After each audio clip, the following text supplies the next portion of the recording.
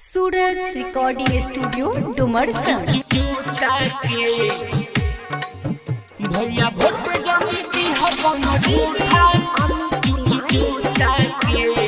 Mix by Jitendra Kumar.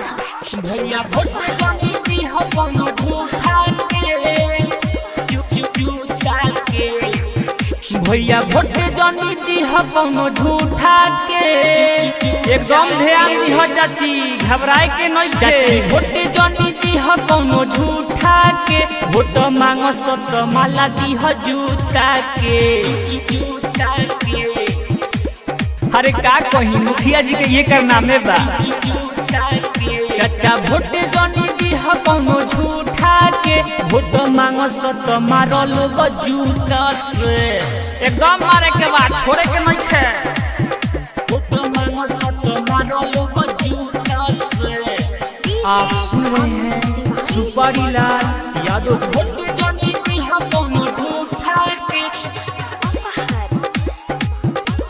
तो माला दिह 5 साल के काम कोई कुछो ना बुझाला। कहीं बाबे टूटल रोड टूटल कहीं नाला। चाची सुनाइल ह देखो मुखिया जी के कारनामा। 5 साल के काम कोई कुछो ना बुझाला। कहीं बाबे टूटल रोड टूटल कहीं नाला। खाली तो अपन घुसरे पिछुआ दावा कटावो एक कुत्ता से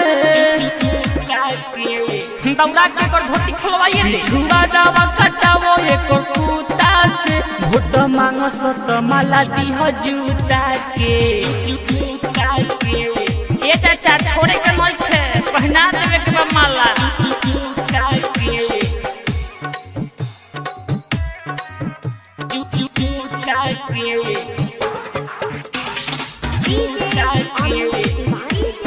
भोट जमी दिह कौनो झूठा के भोट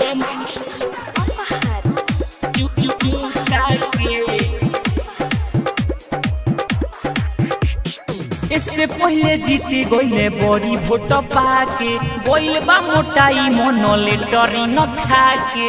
अपना गांव के सारा लेटरी खा गईल बताव तो। इससे पहले जीते गईले बड़ी भोट पाके गईल बा मोटाई मनो लेटरी न खा के। लेटरी न खा गांव से बाहर कोड़ी मारी मारी जूता से।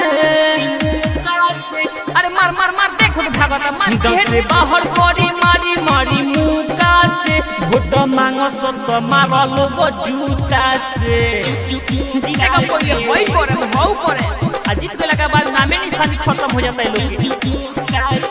भैया भोट जनी दिह कौनो झूठा के भोट मांग सत मारा लोग जूता से।